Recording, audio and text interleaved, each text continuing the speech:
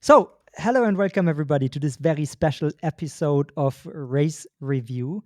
And this time I'm not joined by Paul, I'm joined by Andrew Vontz. He is, in case you don't know him, one half of the Beyond the Peloton podcast, where he analyzes races from road to gravel with Spencer Martin. He's also the host of the Choose the Hard Way podcast, where he does a lot of interviews with very interesting guests, including many people from the cycling and gravel racing scene.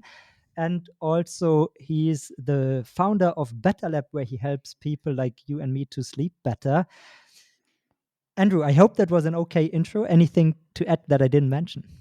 Yeah, I know that your audience is primarily in Europe, but in case anybody's in the United States, and I bet soon enough you'll have many listeners in the United States, please come check out the Better Lab. I started it with another former Strava executive. We met when we were on the team together there, and we noticed that active people like you often struggle to get good sleep, and sleep is the ultimate amplifier of health, wellness, performance. If you want to feel great on your bike ride, and be a more present patient parent, do well at work, you got to get good sleep. It's really hard if you're just trying to use a wearable, for example. A lot of people find that wearables actually make them more anxious and can kind of ruin your sleep. So we've created a solution that's really different. We mindfully guide you to build science-backed practices to sleep better that sticks, so that you can be consistent over time and get great sleep. You can find the Better Lab in the Apple App Store, and you can also go to thebetterlab.io. I'd love for you to go check us out. And it's great to be here today. Thanks for having me. So, Andrew, one thing that I really need to ask you on that note, because of course I wanted to try it out as an avid listener of your Yeah. podcast, but I'm on Android. So will I Yeah. ever be able to test and join the fun as well? Yeah, definitely. Like Android is on the roadmap. It's in the future. And also, we're US only right now. We have a really unique combination of using SMS and the Better Lab app. So we provide you with timely reminders. We help you to log your sleep quality every day, and we help you to really consistently do these simple practices that people actually really struggle to get done consistently. And we have you do one practice at a time until you get steady at it. These are things like getting 10 minutes of morning sunlight before 9 a.m., which sounds simple enough, but people actually really struggle to do something like that consistently. I know, for example, we're both parents. Morning's a busy time. I actually just had to walk the dog before I got on this podcast. So for me, that's a simple way for me to combine getting outside, getting some sunlight without sunglasses, which is one of the best things you can do to anchor your circadian rhythm and be able to go to sleep consistently and get great sleep every night. So yeah. Yeah. Again, like looking forward to the Android version soon. The reason I brought you on is, so as I said, you already do a lot of analysis in the racing space, but my feeling is you are definitely not only a follower but also a practitioner of gravel riding, and the one on the Beyond the Peloton duo that is making it a talking point more often than not. And as it happens, we had the uh, Big Sugar race this last weekend, which also happened to be the final of the Life Time Grand Prix, which we want to review because the 2024 season of the LTGP is in the books. Yeah. And Yeah, I'm what was excited. I'm just excited to talk Big Sugar. I was just watching the Lifetime recap last night, and of course was following along on race day. What a race, huh? it was really an interesting one on both fields actually, and I mean the one disappointing note, and let's maybe start here. We already knew who the winners of the series were, both on the men's and the women's side. I guess we are not spoiling anything if we say that Keegan Swenson and Sofia Gomez Villafañe are the two winners yet again, once again, we could say. But on the places behind there in the overall, it was really still an open series, and there were some pretty big movements in the on Big Sugar. So what were your main takeaways from the race? Yeah, I thought about this race because we so recently had the Gravel World Championships, of course, which I know you've already gone over on this podcast. But one of the main things on my mind was what are the similarities and differences in this, the final race of the Lifetime Grand Prix, and what we saw at the World Championships? And, one of the biggest problems at the World Championships was you had nearly 300 riders and I believe 62 Belgians out of those. Yeah, It just makes me laugh to think about the sight of all of those teal jerseys out there on race day and the professional gravel world championships. But good for them. The rules allow it. So if we think about that, you have nearly 300 riders out there, 62 Belgian professionals.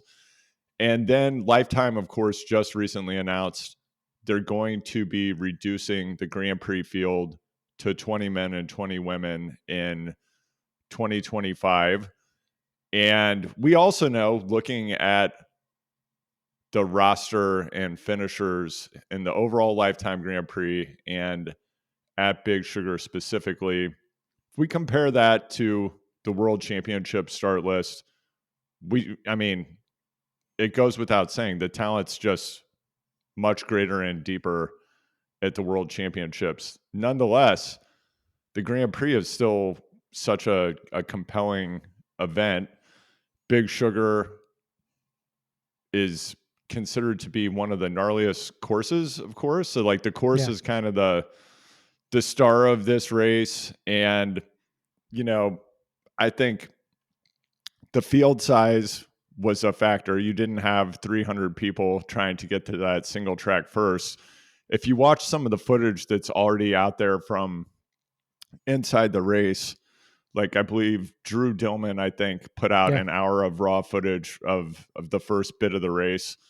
And, they didn't have that 800-meter sprint to a U-turn on a bike path that we had at the World Championships. But the first hour of Big Sugar was quite spicy. And because they had those moon dust conditions, as they described them, Pete Stetna shared that basically like you couldn't see anything. And all he was doing was just watching the helmets of the riders in front of him to see, did they suddenly start bobbling around because they rode into a hole? yeah. I So, followed on it as we do. I followed the race on Instagram a lot, and they had, especially from the women's field, they now do, and we will dig deeper into this in a minute. But they had the live coverage, but you yeah, basically didn't see anything because it was so dusty. So yeah, yeah, it's so dusty. And have you ever been in a race that's that dusty? no, I've been in a lot of races that are that dusty, and it's it's it's very difficult to see. yeah, And I mean, on top of that, you're aspirating all this dust, all so the it's stuff. going Yeah, into your lungs. I'm going a bit off track here, but I did the Tahoe 100K mountain bike race, marathon mountain bike race, I believe in maybe 2012, and it had conditions like that. And by the third hour of the event, like I could barely breathe. I'd aspirated so much dust. Clearly, these riders did all right. They got through it. But yeah, one of the things that jumped out to me, I was thinking, would a bigger field size benefit this event, or is it better to reduce the field size? And I'm assuming that the reason they've reduced the field size is so that in their content they're creating around the event, you can actually get to know some of these riders a little bit better. I'm just looking at I the would overall. I would Yeah. stop you right here, Andrew, and say Yeah. let's talk a bit about let's talk about the future of Lifetime Grand Prix in Yeah. a bit, because for now I would like us to speak about this season and then have the outlook. Um, so what I took away from Big Sugar is, in particular, that Melissa Rollins really can do it on various terrain. That was one Yeah. of my Incredible takeaways ride. from Big Sugar. She finished second on the day after Sophia, who attacked super early, and yeah, didn't chill after she had the overall victory already in the bank. but she really raced on the day. So that was one takeaway from for me. And on the men's Right. side, I mean, it was also quite aggressive. We saw an early attack from Matt Beers. Eventually, Alexei Vermeulen Right. went solo with Colby Simmons, and for a long time, Simon Nordal Svensson, who, by the way, the weekend before had won the overall of the Gravel Earth series, so not the UCI series over here in Europe, but this Right. second big, let's call it the Euro Gravel series. So he had a pretty good result, even though he dropped with a third place there. And yeah, I guess many people who like Alexei are happy for him that he finished strong. And yeah, no Keegan on a podium. Also, not something we see that often. So that was a pretty interesting race, I would say, for women on men's side, given that the stakes went only for second places onwards. Right. The thing that jumped out at me the most particularly watching the finale of Big Sugar, on the men's side, you have Alexei Vermeulen, who I've had Alexei and his content partner Avery on my podcast. So if anybody's interested in hearing a deep dive with Alexei and Avery about both racing the Grand Prix as well as how they put out their content, you can check that out in the Choose the Hard Way archives. Alexei, previous BWR San Diego winner, one of the, I consider that one of the monuments of gravel. It's probably like that and Unbound, I personally consider to be the two most competitive races in the United States. I'm sure there are people out there who have have different opinions about that, but I think those tend to be the races where you get the most stacked fields and the most crossover with high level road talent, mountain bike talent, and these gravel pros. So we've got Alexei. Alexei came up, of course, in what is now the Visma Espar program. So he was at the World Tour level, could have gone on to the World Tour team, decided to leave World Tour racing. That wasn't for him, and then he went on the path that we've now seen. And then he's going head to head with Colby Simmons, who's graduated from the Espoir program and is now On Visma. on the Visma World Tour team. So I just thought it was ironic that we have two Americans who have both ridden for Visma at the World Tour level going for the win in Arkansas, and that Colby, who's really at the very beginning of his career, and this guy he's a huge talent. His brother Quinn, I think, we're going to see him probably win a classic at some point in his career, stages of the tour. I think he has a huge future, and I would say with what we've seen from Colby at this point, probably on a similar trajectory if he sticks with it and is all in on the road. So we'll talk about this when we talk about the future of the Lifetime Grand Prix, but it just makes me wonder what does it mean when you can have Colby Simmons, 21, kind of doing this part-time, just drop in, and Alexei ends up winning, but Colby smokes everyone else who's, training 30 hours a week to compete in these races. So, I mean, that is where it's a bit of a shame that we don't get to see the same amount of live footage on the men's side as we do on the women's side when it comes to the Instagram live feeds. Because what I can imagine is that some guy, like Keegan, for instance, he's really a marked man on the men's side right now, and right, we have a lot of definitely. tactics coming into the gravel peloton as well. So that is one of the aspects where I just don't know how they eventually got away and what the dynamics in the Yeah. chase group were. So one of the aspects that we will discuss a bit more, I guess, in a minute or two. So yeah, that is hard to know, but yeah, I mean, a super strong performance by Colby, by Alexei, and what else can we say? He's a big talent. He has Colby has the genetic credentials or whatever you want to call it.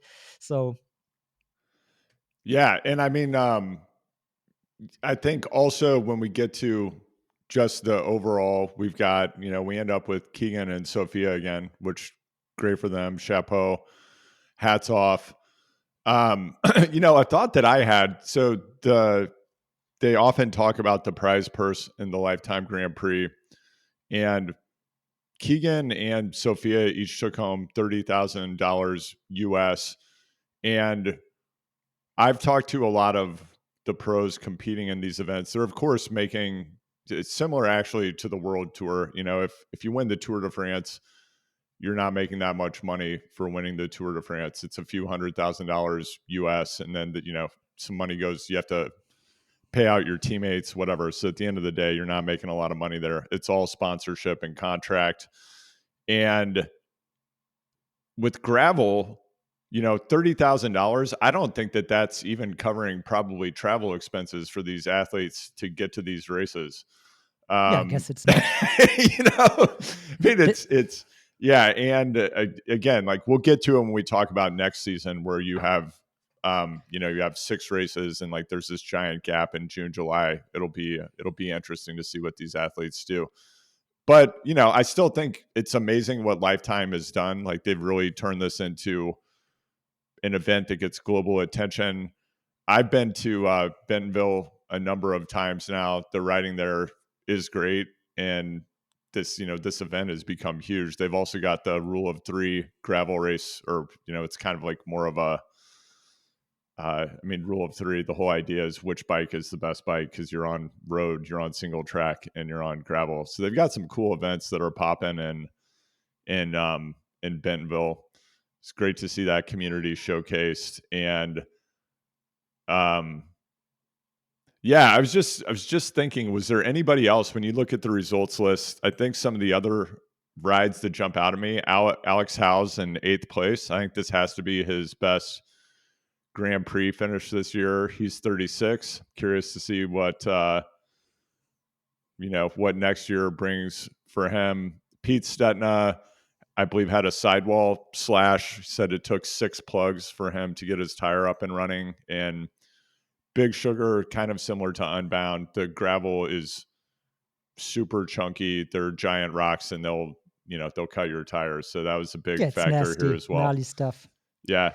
I just like one other thing with this race that I think is interesting. I feel like this race last year was really the catalyst on the equipment side, where everything has moved in the direction of more and more and more aero, of course, in gravel. Like we saw at Unbound, you had Lachlan and other riders shoving hydration bladders down the front of their jerseys, like we have seen in Ironman triathlon for a while. That also was when I think Rafa Castelli, Black Bibs, and a number of other companies started rolling out the skin suits or race suits that had the integrated bladder. The integrated bladder, yeah. Yeah, right. So all of that was going down. I shot Dylan Johnson, Drew Dillman, a couple of other Didn't riders. we see Chase Dwark with the disc as well in Unbound? Yeah. He had the disc out there. But so I reached out to a couple gravel pros. Again, those guys have all been on my podcast, Dylan, Drew, Tobin. I was curious here at Big Gravel or at Big Sugar, this is the race I feel like did really move people in the direction of, hey, let's actually run mountain bike tires. So you've got, the 2.1 inch Continental Race King, really popular tire for this event. And we then saw that throughout the Grand Prix this year. We saw everybody moved in the direction of bigger tires. We even saw Mate Mohoric at Gravel Worlds was running what looked like 2.0 or 2.1 inch mountain bike tires. What you did not see at Big Sugar that I thought was interesting, you didn't see as much aero stuff. And I know the course is gnarlier. At the same time, their average speed was, Alexi's average speed, 21.76 miles per hour. You could do the kilometer math for me on that, but aero is definitely a factor at that speed. But I guess they wanted more control on the terrain, and maybe it just was too tricky with the technical terrain to do things like shove a bladder down the front of your skin suit. I don't know. Yeah, it's roughly 35.5 km/h. It's pretty fast. Like, yeah. And that's with 7,000 feet of climbing, right? Yeah. Yeah, for sure. Gnarly course. So that was Big Sugar. To give everybody who didn't follow super closely the event and the Lifetime Grand Prix series, let's look behind the winners of the overall that we already mentioned on both the women's and the men's side. So on the women's side, we have in second place Melissa Rowlands, who really came to fame this year when she won Leadville, but also finished strong, as we mentioned before, at Big Sugar. We have Paige Onweller in third, Alexis Skada in fourth, and Haley Smith in fifth position.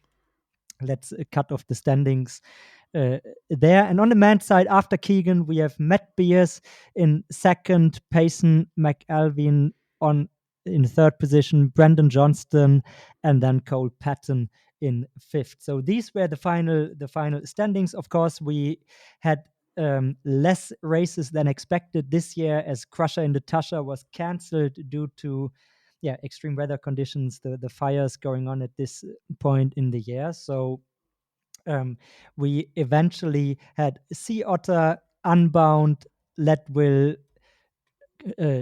Shawamagan. What's the good pronunciation? Give me the American pronunciation. I think it's Shawamagan. Of oh yeah, Schwammer, you did it right. Yeah, Yeah, it's good. yeah, Uh, 100%. and then Big Sugar. So these were the races, the point system. We don't need to go in all the details, but essentially riders get points for their positions in all the races, up to 35 points for a win, and then they can drop 2 races, so 4 out of 6 make the overall. And of course, the prize purse, as you already mentioned, split equally between the men's and the women's side, and the top 10 positions on both sides get paid up to 30K for the winner. So um, that was this. And what I gave you as a little homework and did myself as a little homework was to say, to prep a bit what we liked and what we didn't like in the 2024 season of the Lifetime Grand Prix. And Andrew, as you are the guest, I will leave you the start. What did you like about this season? What's your first point? Yeah, I think one of the things I like the most about Big Sugar specifically, and they did this at a few other Lifetime races, they gave the women their own start, which they absolutely deserve. Logistically, it's complex and it's challenging for the organizers because all of these events are taking place on public land. And we saw this at SBT Gravel. Just there's a lot of friction in some of these communities. And the more you separate the professional start from the amateur start, and then you separate the men and the women, it just takes longer. So you have more people out on course. So, and I have a flip side of this that I'll talk about when we get to things we think are opportunities for improvement. But that's my first thing that I think is table stakes. No matter what it takes, the women deserve their own start. And I'm glad to see that we moved in that direction. So I think that's awesome. It's the first point on my list as well. So I will give you my second point because I fully agree. I think we saw it at Unbound as well, and it's just so much more exciting to have the ladies do their own race as well. My next, and for that matter, first point here is I really like that gravel and mountain biking are merging into off-road racing at Lifetime Grand Prix. So of course these are two disciplines, and if you look at Olympics and UCI racing, these are separate things, and there is mountain bike marathon, yada yada. But really, like from a races, courses down to the technology side, it's really off-road. I also hear more and more of the pros just talking about off-road racing and making less of a distinction, and that is something I really like because we don't need it's really the terminology and the kind of category that expresses best the type of racing that is happening in the Grand Prix, but also that is like endurance off-road racing. I heard this time lately as well that says that is what is going on here, and then people just pick the best bikes, the best tires, and overall setups for whatever the course demands, without being too. I mean, do we need to talk? Is that mountain bike? Is that gravel? It doesn't add anything, does it? Yeah, absolutely. I would say the second thing that I liked about the Grand Prix this year, and this is something that I love about gravel generally, is just that the chaos and the randomness that often generates unexpected results. And that's part of the beauty of these challenging courses like Big Sugar, like even Unbound is I think the deeper everyone has gotten into the gravel and the more content like what you're doing on this show that we're seeing from the professional athletes from Lifetime itself. And I myself have raced the Unbound 100 3 times. And when I mention that, I do have to always say that I did get second place twice, but I never won.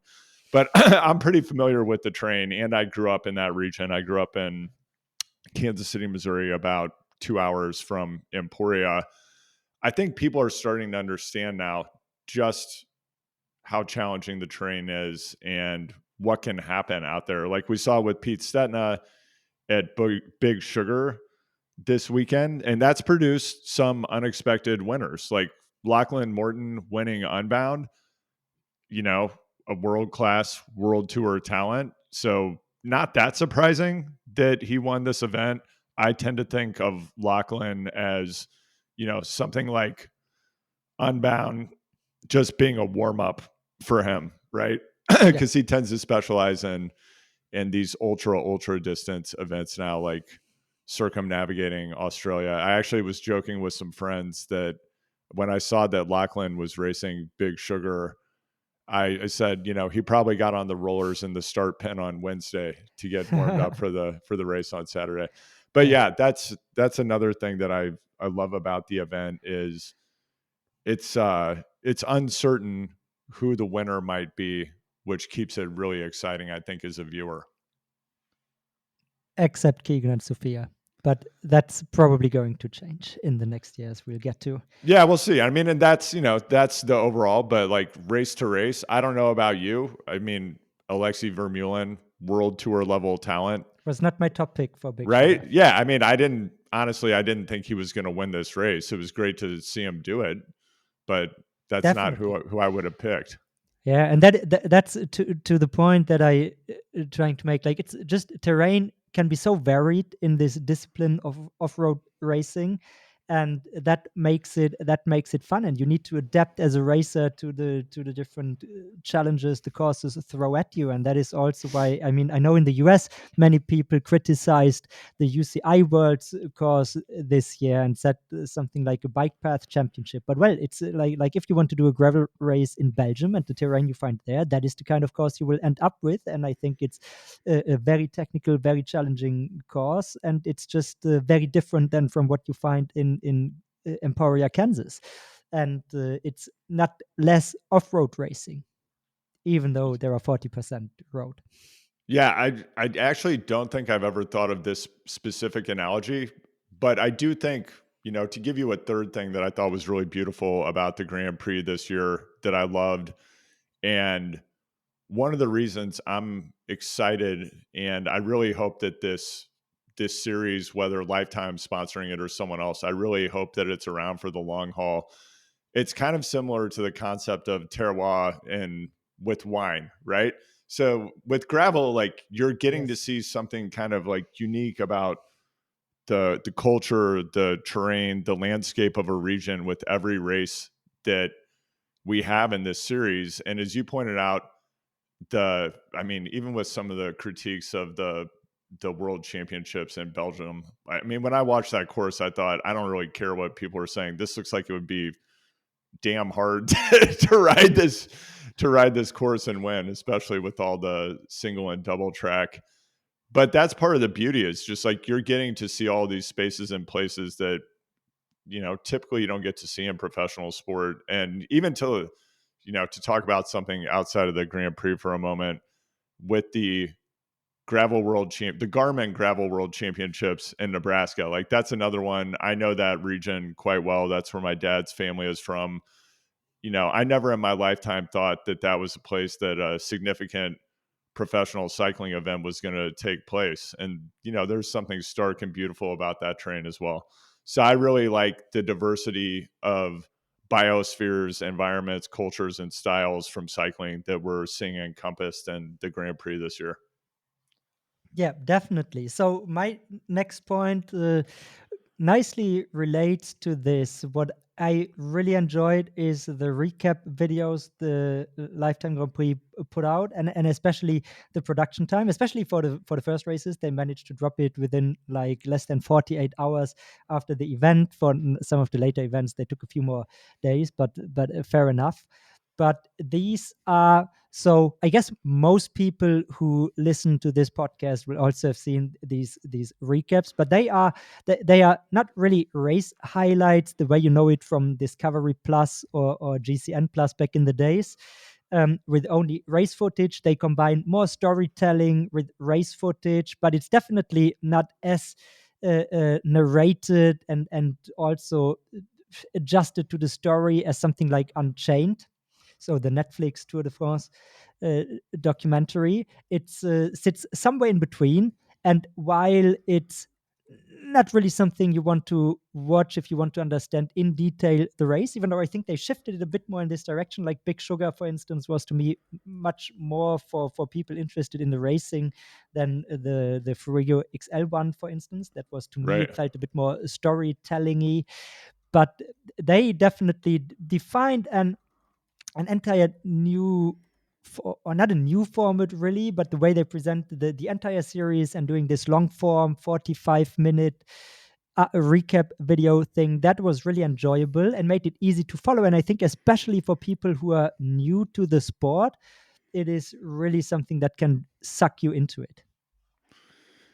Yeah. It's similarly, I love the content. I thought it was a huge step up from years past. I continue to have some ideas about how it might be improved, but I actually think, oh man, I'm just thinking back to Unbound. Did you happen to watch the Unbound live stream? Yeah, I did. I You don't did? remember all the details, but I definitely spent the day in Yeah, front of well, Instagram. I one of my favorite jokes now that I'm never going to stop using. I think if anyone watched that Unbound finale when it boiled down to Chad Haga and Lachlan, the commentator that was in the off-road vehicle that was following them, he kept yelling at the guy driving it. He kept yelling, "Give it some throttle, Brian." Which I do you remember that? I think I do, yeah. Yeah, I thought it was hilarious, and then I just thought, you know what, I really want to meet Brian. So, I've had Chemo from Lifetime on my podcast. I might reach out to Chemo and his team to see if I can actually track down Brian and find out what Oh happened yes. that day. Yeah, and then I have some thoughts about. I mean, both with Unbound and Big Sugar. We'll get there in a second. I'm sure you had this experience, but with the live stream, they can't drive the vehicle into the finish chute, so they always pull off right before the sprint happens, which is Yeah, terrible as a viewer. it is. But yeah, And so to me, I almost always wondered if it is half strategy as well, in the sense that this is what they reserve for the big recap video, and that they don't want to give it to you, so you make sure you watch this. But maybe it's just I don't. logistics. Yeah, I don't think so. Having done some of these events, and well, we can get there in a second. Yeah, I just don't think there's enough space in that finish chute, and there's a danger that if they actually drive one of, I don't know if you've ever seen one of these side by side UTVs, but it's basically a four wheeler that's like a car. Yeah. And if you were to drive that down the finishing chute at like 35, 40 miles an hour while they're sprinting, Oh you're no, gonna have that's for sure. You cannot take the yeah, vehicles. But if you really wanted to give people the live yeah. You can footage, you use a could have like a drone or static cam something. or a Yeah, drone, or you could solve for this. So that yeah, is it, because yeah. they didn't Absolutely. solve for it. Probably they want to keep it for something else. But maybe, yeah, Yeah, maybe for it's just sure. also logistics. I mean that is, and it fits to this. The second point on my list is actually the Instagram live streams of the women races. I mean, they did much more live footage for the Yeah, women than for the men, and I think there are likely various reasons. They are definitely all happening on Instagram, right? They are not perfect yet. Connection drops out, and it's sometimes shaky. And I feel like exactly the vehicles you mentioned that they use should be e-bikes, a bit like they do in Cape Epic. This big right. South African mountain bike race. They have these riders on on the e mountain bikes following the action, and I think this would be the best for gravel as well. But still, it's so much of an improvement to be able to follow the races. And you mentioned Garmin in the future Lauf Worlds, gravel worlds in Nebraska. They, I think, are the best when it comes to live streaming. This year, it Yeah, it was a was great. really great broadcast Yeah. experience, and I hope we are developing in this direction. So, do you have another point on your what you like list? Yeah, I think, maybe this goes back to just the unpredictability of results. I think most people coming into this season just thought Keegan was going to go wall to wall and win everything, and he didn't. Nonetheless, I did love seeing Keegan's ride at Leadville this year. I just thought that was a real highlight, and part of what I love about I don't personally have the aspiration to do Leadville. A lot of people do. It just doesn't call to me as a writer, especially as someone living at sea level. But I thought we saw so many interesting things in relation to that event in the last few seasons. And going back to this, like we're seeing this confluence of road, gravel, mountain bike. I really like the technology side of it. I love bikes. I always have. And I always love when people are doing new and interesting things. And seeing what people were doing on the equipment side at Leadville in pursuit of the record in Keegan's case, or other riders just trying to keep up with Keegan, I think it's super cool. And I think it opens people's eyes wherever they live to, taking some different approaches with equipment, which is, it's just fun. So I really like that as well.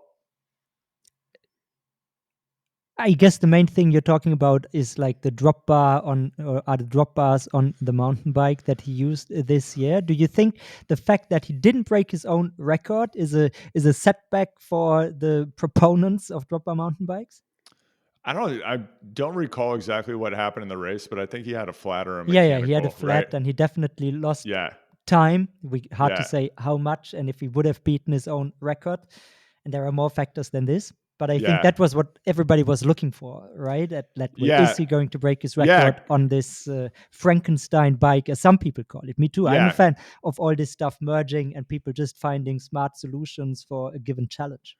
Yeah, completely. And of course, there are other riders that have done this before. Dylan Johnson is the king of, Yeah, I'm going to make a weird bike and make a preposterous claim about it. yeah. I think he raced You know, Leadville the year before on a dropper mountain bike already. yeah. But I mean, that's cool too. The guy's doing interesting stuff. And for Keegan, I think had he not flatted, then he would have broken his own record. And yeah, I mean, like whether it's that, just always seeing whether it's drop bars or people going to mountain bike tires, which seemed kind of counterintuitive when people starting doing it. Although I do think it's interesting. I think Matthew Vanderpool was running 35s or 38s and he ran quite high pressure at the gravel world Yeah, championships. So maybe if you've got Matthew Vanderpool's engine, you can just kind of do whatever. But like I said, Mohoric has moved to mountain bike tires and lower pressure, and that's kind of what we're seeing be more pervasive here in the Grand Prix as well. plus it's also cost dependent, right? I mean, there is Yeah, not completely. that's the message of Yeah, to me, that is one part of gravel. There is not like the one perfect solution for all gravel races, and you will need different setups for different circumstances, as we also see in the US gravel nationals, right? where yeah, we see where we see Brennan Wirtz win on a tire setup that he specifically picked for the finish, that was fast and not for all the rest. And other guys had mountain bike tires, and I don't quite recall yeah, which size he ran, but 30 somethings as well. So that is all part of the fun. And as you have a Leadville ride on your list, I also do have one, but I have Melissa Rowland's Leadville victory on my list actually as the yeah, final point, because that to me was really the ascent of a new competitor, which is something the series really needs. And as we already touched upon, she proved in at Big Sugar and with her overall finish in the Grand Prix that she is really coming in strong. And this was really impressive to me. Plus, there was this entire backstory that she then afterwards told, with she starting racing there because her parents have been doing Leadville for quite some time, Right. which also added to the magic of this victory. But from a Grand Prix perspective, having another name come up that is really competitive, it's a good thing, I guess. Yeah, definitely. It's awesome to see her win and to, you know, to see that just the level of competition and number of winners become more diverse is great. So, Andrew, do you have another thing on your what you liked list, or should we get to the stuff we didn't like? I think it's time to go to the other side. So, go ahead. All right. For me, the number one thing, again, looking at the Grand Prix, and again, we saw this. We actually saw this at the World Championships, which shocked me. I They need to find a way to have these races so that you don't have amateur riders on course when the end of the professional race is happening. And I'm not just talking about the finish shoot. I mean, what we saw at Unbound the past didn't happen this year, but the past few years where you had people basically out doing a fun ride, obstructing the finish of a what's supposed to be the absolute pinnacle of professional gravel racing, just on its face is absurd to me. And yeah, it's cool that you can go out, you can ride on the same course as pros, but you don't need to be in the finish shoot while the finish of a professional race is happening. And in fact, I don't think that you should have amateurs on. I mean, really anywhere professional athletes are, and ideally in the last, I don't know, 10, 20 miles of the race. There are a variety of reasons I think it's important to find a way to further professionalize these events. Um, but it's just like very bizarre as a viewer to see these athletes like at Big Sugar. Here comes Alexei Vermeulen. When he made his attack, you have the course is crowded with people riding like 8 miles an hour, and it makes it more difficult to follow what he's doing. Also, just as a competitor, it's very strange when you have any riders between you and another rider. Psychologically, the dynamic, it just becomes different. And these are professional athletes. I'm sure they can handle and adapt to whatever's happening. That it just seems to me we need to find a different way to do this. And while I'm on this topic, a second thing that I will say is given the speeds they're moving at, especially with the Lifetime Grand Prix, where again, they're not using an e bike or a motorcycle or drone to get that close coverage of the riders. I have to think that if you're in the lead, you're getting a significant draft from having this large vehicle that's very close to you on the course. So that just, I don't know how you fix that and get the coverage. It just doesn't seem sporting to me. And I suppose if you can put yourself in the position of being near that vehicle, maybe you deserve the draft. But, and you know, we do see that all the time in World Tour racing where people are getting drafts off of motos when they shouldn't be. But Yeah. finding some way to get that out and not have that be a factor seems important to me. It just seems amateurish to me.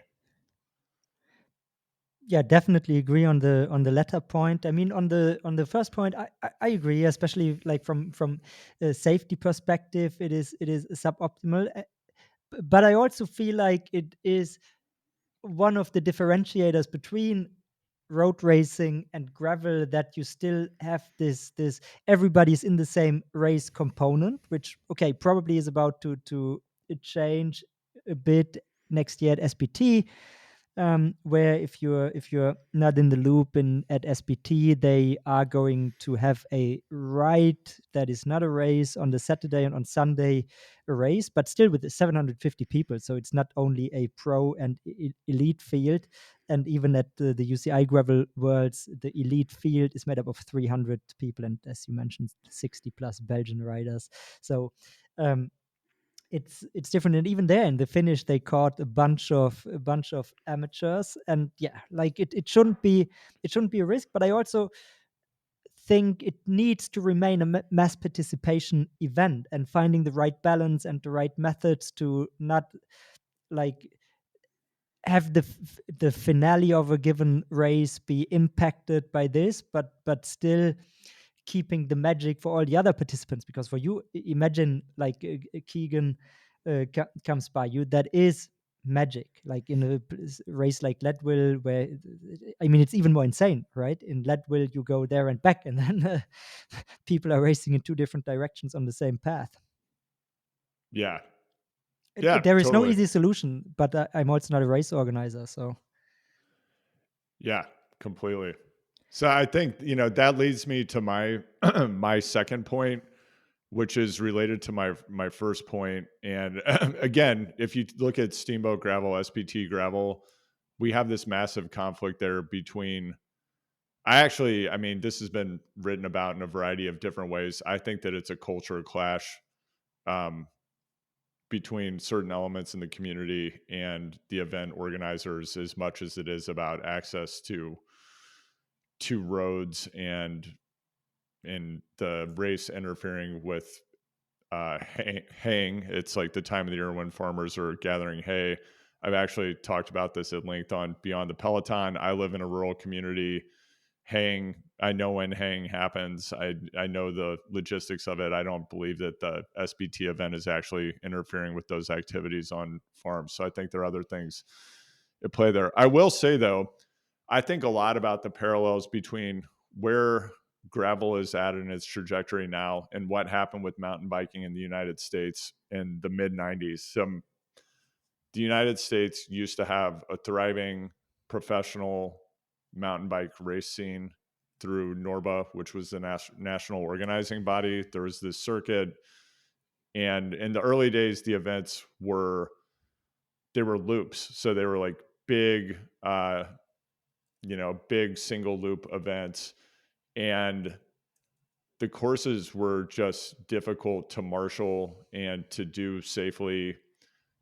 So what happened over time is like they moved more in the direction of what we see at the UCI World Cup level, which is just much shorter circuits. And those are a bit easier to put on because it just logistically is less complex. Mm-hmm. I worry about something I worry about with gravel is whether the current approach of having these lengthy courses that are not circuits. I wonder if this can continue because I think it's just inevitable that what's going to have to happen is they're going to need to have full road closures for safety. We've already seen athletes dying in these events, unfortunately. Like I've actually raced in some events where there have been collisions between cars and riders and people have died. And I actually thought this when I was watching Drew Dillman's footage of the beginning of Big Sugar. I don't know exactly what the agreement was in Bentonville. I know that it's. I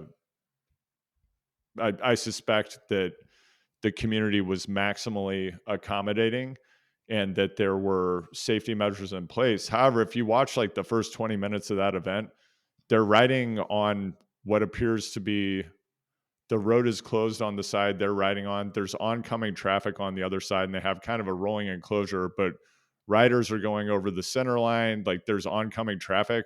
I'm sorry, it's not safe. I've ridden in events like that. It's not safe.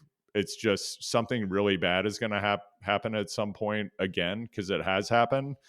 So I think that they just have to find a way to actually close all of the roads that these events are on. That's incredibly expensive. It's cost prohibitive, and it likely would result in a lot of these events just completely going away. And I think they have to figure it out. I just don't think it's safe. So because it's not yet published, but according to the website, the new race they will be doing, or the gravel race they will be doing at Sea Otter next year, because like Sea Otter, they will not do the Fuego XL, but they will be Right. doing the gravel race.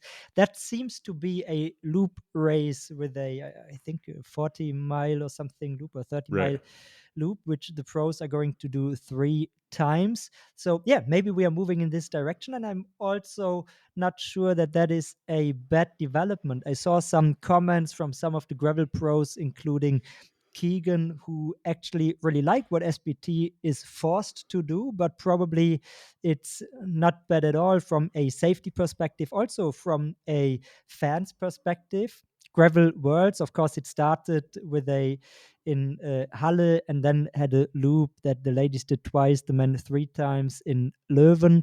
Belgium, but that is also a loop with a lot of fans and it's appealing for fans. So yeah, we might move in this direction. Maybe gravel races are forced in that, but if the loops are big enough and not like just 10-mile loops or so, it's probably not the worst thing to happen.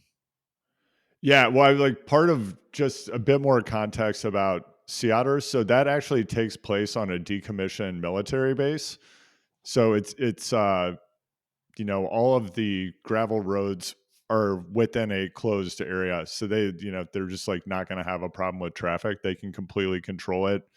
And they've been in the process for decades of removing spent ammunition. So they actually used to fire ordnance on Mhm. that base, and they have to remove everything to make sure there's no live ammo anywhere, and it's also a toxic waste hazard. So that's why they can have this completely closed area and not have to worry about traffic. But that's a good example of like, okay, like you found an area, you can actually have it be completely closed. It's much safer for riders, and it might be the direction that we're moving over time. I know in the past, riders who have done that gravel event in Monterey have just complained that like, hey, this is basically a mountain bike race. So I'm I'm curious to see how different it is from what we saw with Fuego XL, and I think it's a move in the right direction. So I will give you a point that I didn't like this season, and let's start maybe with the obvious one, but one that I really think they need to tackle, and that also, as we already hinted at, the future developments are going to tackle. Keegan and Sophia didn't have any real competition, and the series to be interesting needs more contenders. I feel like they can't win every year. Yeah, this actually is related to the final point that I wanted to make, which is I I understand why they've limited the number of riders in the Grand Prix because I believe that they're going to go even deeper. I think with content this year, you're going to get to know the characters more. I do question though, from a competition point of view, I think unless you continue to get the world's best riders and you provide some kind of incentive for them to show up and race, and it's going to be need to be something new and different. I think that over time this series goes away. So I think we know that these riders are very talented, but Matthew Vanderpool indisputably could show up and destroy anyone at any of these races. I think, barring perhaps Leadville, I'm not sure that he could beat Keegan there, honestly, because Keegan's just that good at high altitude in Yeah. a very freakish way. Everywhere else, unless someone like Vanderpool gets a flat tire or has a mechanical, he can just show up and win. And I want to see the very best riders in the world competing at these events. I want there to be incentives for them to show up. And I would really like to see gravel fully develop into a highly professionalized. I know there are people out there who will really dislike this point of view. I want to see it become a fully professionalized sport. And I want there to be big money involved. I want there to be teams. I think it's exciting. And, I think that that's the future. Before we get to the future, let me give you one point that I didn't like, which is the lifetime athletes not racing at UCI Worlds, which is, Right. I guess, related to what you just said, because it's just two different things. And in gravel as a sport, we, of course, the US races are the OGs, and we have Lifetime being active there. Now they finalized their third season. So having this, the UCI entered a few years ago. We also have the Gravel Earth series as a third Right. series that matters. In the US, we still have the Belgian Waffle Ride series. So it's quite fragmented to this day. And I understand that the UCI is definitely prioritizing their own series, the Gravel World series, and that is the way how you get points as a gravel specialist. Otherwise, if you do road and mountain bike, you also qualify. But it's really a shame that the people in the Lifetime Grand Prix cannot get points that also qualify you and give you a good start position over there. I understand that it's like basically competition, and that is why likely this is not going to be solved. But just from a fan's perspective, it really is a shame that we do not have, or that that the athletes are forced to make a decision here from what do they prioritize, what do they train for perspective, and it should be different. Yeah, and I think the UCI needs to change the rules for how athletes get into gravel worlds, because going back to there being 62 Belgian professional athletes in the men's race. I mean, if I'm an American rider, why am I going to show up? They can just block the road and I'm not even I'm not going to get anywhere near the front. I mean, if you did it the way you do road worlds where you have a reasonable size team and equal size teams for different countries, that makes sense. You know, then you have a sporting chance. The way it's held right now, you still ended up with the best athlete winning, and it was a bit of a farce in my view. Yeah, and I mean that could be a whole different podcast that we take on how to improve this format. But just Yeah. overall, like the most competitive gravel athletes should be able to have a fighting chance at UCI Gravel Worlds, and the fact that it doesn't uh, happen this way is a shame. Yeah, I guess definitely. not a lot we can do about it, but definitely needs to be mentioned. What else did you not like this season, if there is anything else? You know, this is more an opportunity than something I didn't like. But to your point about the live streams, you know, it's great that we had live streams this year. I spent a lot of time on Instagram watching these races all season. I think sometimes my family wondered what was wrong with me because I would just be, Likewise. you know, going like during Unbound for, 8 hours, just stuck to my phone watching the event. And I'm really glad that we had that content. At the same time, I would like more of it. I would like it to be much, much easier to find. And I would just say that generally, the day of Big Sugar, trying to find results for the event was really difficult. You just like have to hunt all over the place, even if you're following this really closely, even if you follow all the Instagram handles. It's just Yeah. too hard to find basic information. And if you want people to get into this sport, just do basic things that make it easy. They do have a website. I did eventually find the results to have in front of me for this discussion today, but they're not very easy to find. So just make it easier to find the basic things you need to follow the sport, and then I think to continue to make the live stream even better, I think is what I'm excited about.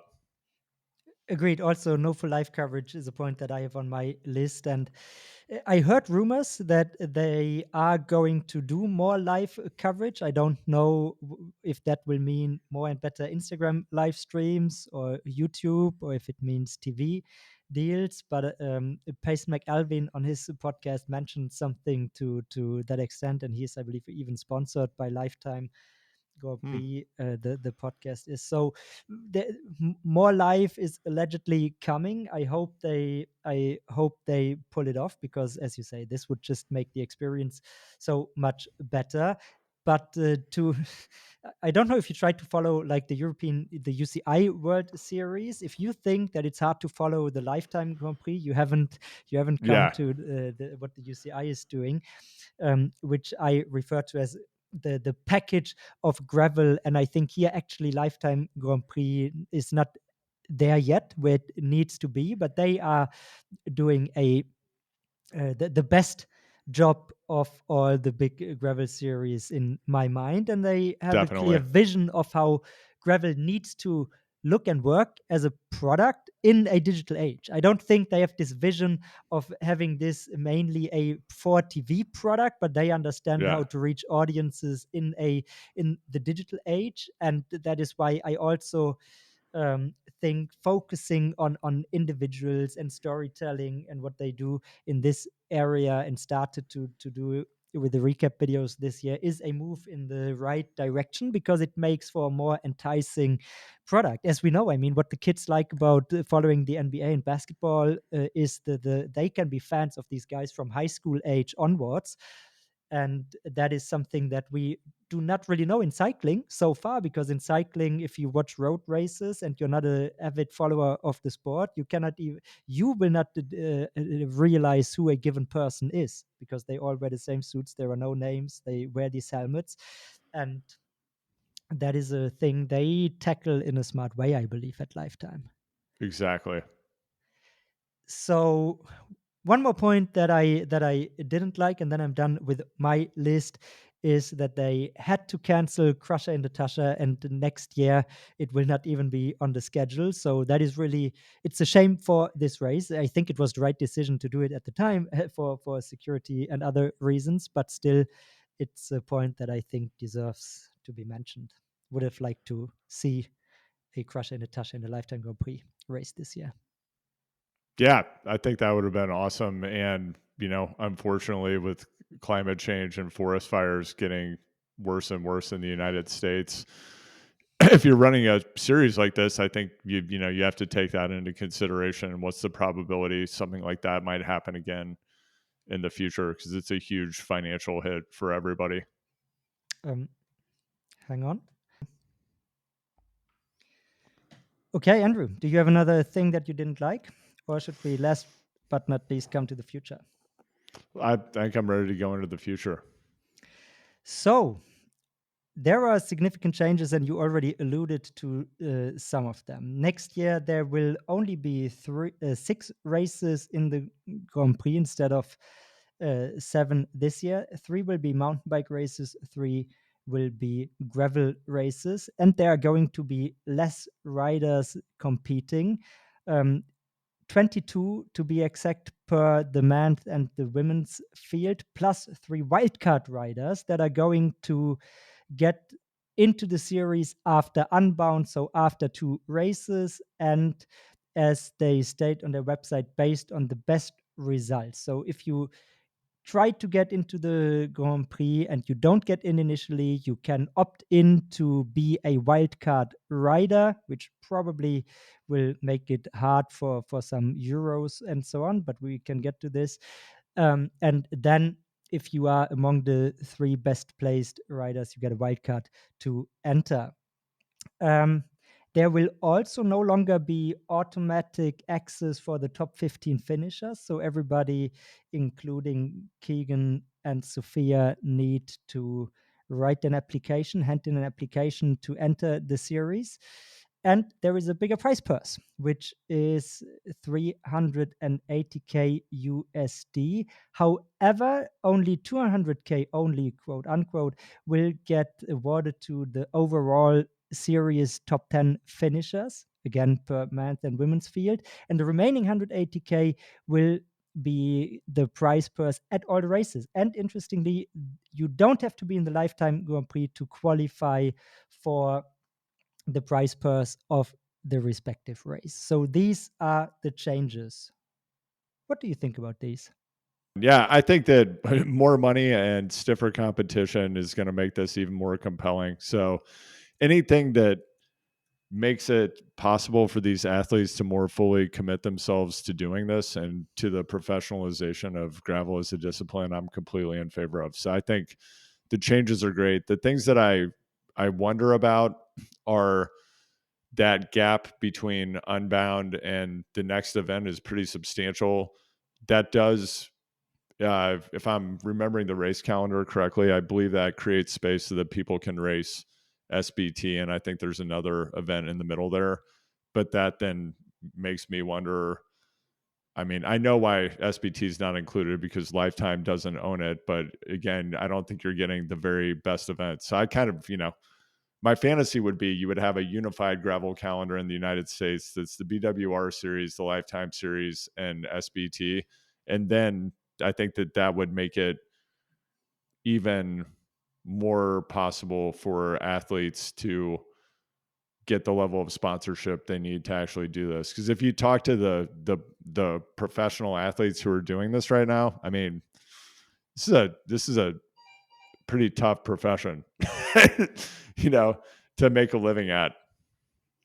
Yeah, clearly. And so one one thing that I like about, let's take it a bit change by change. So the races they picked are overall less races at altitude next year. So I think that is you could say it's a change they make to give a handicap to Keegan, who is unbelievable good at altitude, as you already mentioned. So and more opportunities to others, but also a point that I heard riders make, especially international riders, is that it's much more streamlined and much more accessible to Euros. So Danny Shrewsbury, for instance, from the UK, who dropped out this year after initially being in there, she said as much, I think, on her Instagram, and that Yeah. is overall, I think it's a good change. Even though, yeah, I'm sad for the races that are being dropped, including Tasha, also the Red Dirt Festival. Yeah, completely. So what else do you want to see here in the future? What are you excited about? Um, Well, I think to me it's a lot about, as we already touched on, the packaging, the how is it presented to fans, to the accessibility of it all. That is where I really want to see the main changes, because in terms of the races, the series itself, I think they are developing it in the direction of quite a compelling product. Um, Right. Unlike you, I actually think the limitation to less riders can actually make for a um, better, more competitive product. I mean, allegedly they do it a lot for storytelling reasons, but I also believe they keep out team dynamics, which at least to an extent, I mean, everybody can race these races, and so you can still have somebody who is not in a Grand Prix work with you and for you. So it's more or less only a theoretical Right. point. But I think they double down on this as an individual sport and not as a team sport, which you can like and dislike. I mean, in road, we know team tactics are great, but it's a mark they are making. It is their point of how they think the sport should be, and that is something that I quite like. And to me, the future is now taking all this and bringing it to broader audiences. Yeah, I think getting it in front of as many people as possible. And I just, like I said earlier, I just want to see sustained growth in gravel. And I think it has to be managed in a sustainable manner with a view toward the future. I I just have seen cycling, as I'm sure you have, go through many boom and bust waves with different disciplines, whether it's 24-hour racing, grand fondos, cross country mountain bike racing. Those things have all kind of, and cyclocross, they've all gotten quite big and then they've washed out over and over in the United States. Yeah, Gravel's unique in some ways, and in other ways, it faces the exact same challenges as those other disciplines. So I just want to see sustained managed growth. definitely. I do think what gravel has in its favor is, at least for the time being, that the brands, the manufacturers really like it, because they see they make all the revenues and they like it. Probably it's already changing a bit and stalling, but that is something the industry at large Right. has been facing in the post COVID. I mean, that was an entire crazy market situation, but I think overall it suits something. If I look around here in my lovely Heidelberg, so I see so many gravel bikes by people who are really not into racing or the sport side of things, but it trickles down, right? You have like the people who race, you see these bikes, it becomes more commonplace, it is in more shops, and that is where I think the gravel racing as a marketing tool is quite important for these brands, and that is why so far they have been really there was a shared interest, and as long as that maintains and people are hungry for these types of bikes, there is a good chance that some interesting sport entertainment products can be established here. Hopefully. So we shall see. One little thing that I think uh, I don't really want to see it, but I'm wondering about it. So I mentioned that in my mind they really Lifetime focuses on gravel as an individual sport, and I almost wonder if at some point they would need a Lifetime Grand Prix only athlete only start, which of Yeah, course it doesn't work for these races, but it's just like at Unbound, okay, with Lachlan winning, but then second and third place overall not in the Lifetime series. In the women's field, the top two not in the series, and it's not really problematic. But depending on how many more Euros go to more Lifetime races, I think there is a inherent danger that once the top seeds are not taken by people in the series doesn't get, yeah, it becomes a bit completely. washed down. Yeah, So, I agree. but then all these races need the mass start and the many places, because that is the entire business model, or not the entire, but that is a key part of the business model, because it's Hmm. not TV deals and TV revenues. So we shall see. But I don't know if you have any future wishes or ideas for the Lifetime Grand Prix. No, I'm really excited about the 2025 season. I can't wait to see what happens. This was, the best gravel season yet, and I'm excited to see what comes. So I would say on this note, Andrew, unless you have any other Lifetime related points we should touch on, thank you so much for your time and for coming on. Yeah, thanks for having me here. If anyone wants to connect, you can find me at Hardway Pod on Instagram. If you happen to be in the United States, please check out the Better Lab. You can find it for free in the Apple App Store and at thebetterlab.io. And thanks so much for having me on. Love what you all are doing, and let's keep the spirit of gravel alive. Let's do it. Take care. Thank you.